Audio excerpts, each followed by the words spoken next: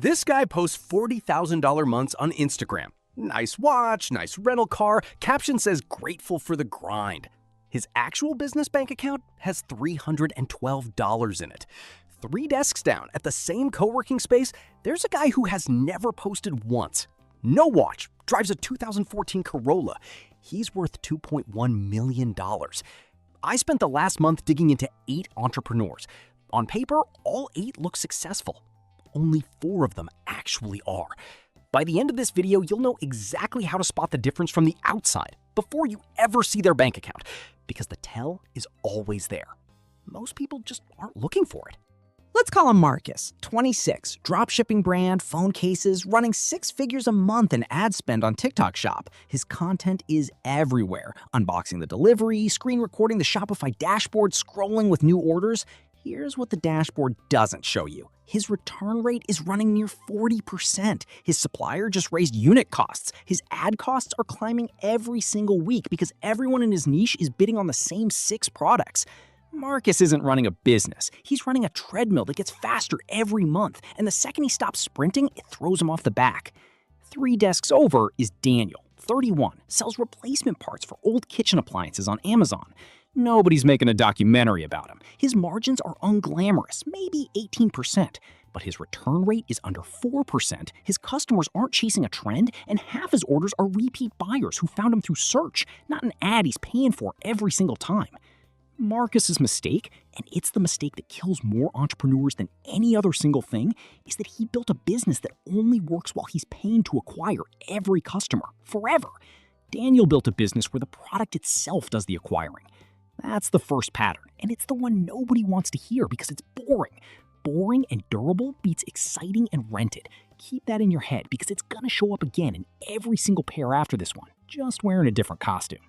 Jasmine runs a real estate education brand, courses, a mastermind, a stage she rents out for summits.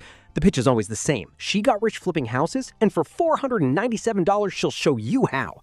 Here's the actual math on Jasmine. Her course revenue is real. Her property portfolio isn't. She owns 2 rentals, both bought during the low rate years, both barely cash flowing after a refinance she did to fund the summit. The wealth isn't coming from real estate. It's coming from selling the idea of real estate to people who trust the Instagram grid.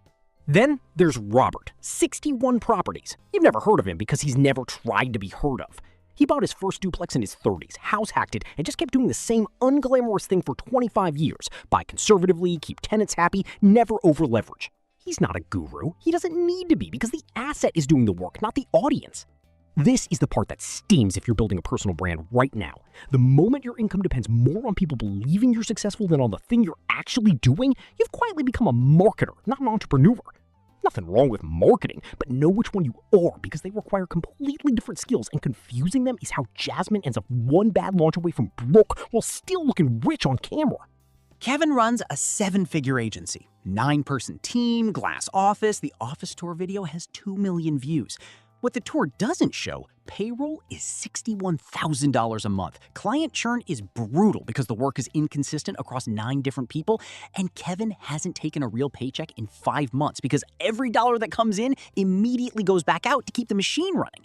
Priya does the same category of work, done-for-you marketing audits, completely alone. No office, no team. She caps herself at 8 clients at a time, charges more per client than Kevin's agency does, and keeps almost all of it because there's no team to fund. She turned down scaling 3 separate times because she ran the numbers, and scaling would have made her poorer per hour, just louder.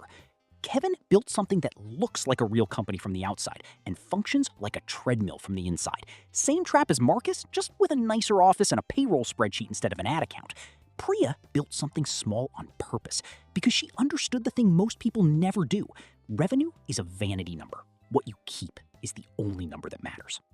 Tyler trades crypto and posts his wins, screenshots of green candles, a Lamborghini he leases for content days only, captions like, just closed another 40K week. What he doesn't post? The 6-figure loss from March that wiped out 2 years of gains in 11 days. Or the fact that his trading income is really just recycled followers paying for a $2,000 mentorship that teaches the same 3 indicators anyone can learn for free. Angela built a small SaaS tool that helps dental offices schedule appointments. It's not exciting. She's never done a single day in my life video, but she's had the same 40 clients paying a flat monthly fee for 3 years. Her churn is under 2%, and she works maybe 15 hours a week on it now because the software runs itself. Here's the uncomfortable truth about Tyler's whole category. Trading is not a business. It's a probability game with a marketing layer bolted on top to fund the losses. Angela's boring dental software will still be generating income in 5 years. Tyler's crypto account is one bad week away from a very different video, the kind he'll never post. Derek bought 4 car wash franchise locations in 18 months, ribbon cuttings, a portfolio post for every new site, talk of scaling to 15 locations by next year.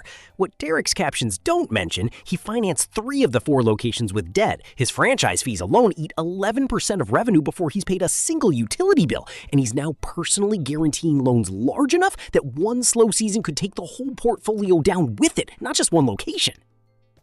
Grace owns a single laundromat, paid off outright 6 years ago. No debt, no franchise fees, no ribbon cuttings. She nets less than Derek on paper, but she also can't lose the business to a bad quarter because there's no lender who can call in a loan she doesn't have. This is the pair that matters most if you're thinking about scaling anything right now. Growth funded by debt isn't growth, it's leverage. And leverage doesn't just multiply your upside, it multiplies exactly how fast a bad month becomes a business-ending one. Derek looks like the bigger success. Grace is the one who's actually unkillable. So why does this keep happening? The same trap dressed up 5 different ways. 2 reasons, and they compound each other. First, visibility and profitability optimize for completely different things. Content that performs well online rewards drama, scale, and speed. A bigger office, a faster flip, a louder win. But businesses that survive reward the opposite. Patience, low overhead, and boring consistency. The entrepreneurs who look the most successful online are often the ones who've unconsciously or consciously traded actual business health for content that performs. It's not always dishonest. Sometimes it's just that the algorithm and the balance sheet want opposite things, and most people end up serving the algorithm because that's the feedback they get every day. Second, debt and ad spend both create the illusion of size without the substance of it. Marcus's ad spend, Kevin's payroll, Derek's franchise loans, all 3 are the same mechanism wearing different clothes. Money borrowed against a future that hasn't happened yet, spent to look bigger right now. It works right up until the month it doesn't, and there's no warning shot before that month arrives. Daniel, Priya, and Grace all share the opposite mechanism. They grew at the speed their actual cash flow allowed, which feels slower and is also nearly impossible to kill. If you remember nothing else from this video, remember this. Ask what a business would look like with 0 marketing and 0 debt. If the honest answer is it wouldn't exist, you're not looking at a business. You're looking at a very convincing performance of one. So here's the actual split. Daniel, Robert, Priya, and Angela, boring, low visibility, high margin, built to survive a bad month without flinching. Marcus, Jasmine, Kevin, Tyler, and Derek, loud, visible, impressive looking, and every single one of them one bad month away from real trouble. The pattern across all 4 pairs is the same pattern, just wearing different clothes. The ones who looked successful were optimizing for being believed. The ones who were successful were optimizing for the business surviving without them having to perform at all. If you're building something right now, that's the actual question to ask yourself. Not, does this look like a real business, but does this survive a month where I don't post, don't hustle, and don't get lucky? If the honest answer is no, you don't have a business yet. You have a very convincing part-time job with worse hours and a much better Instagram grid. If you want me to run this same breakdown on your business idea, the real version, not the version that looks good in a caption, drop it in the comments. I'm picking 3 next week and doing the full teardown, numbers and all, the same way I just did for these 8. Subscribe so you don't miss it. And if this one hit different, there's a full breakdown linked right here.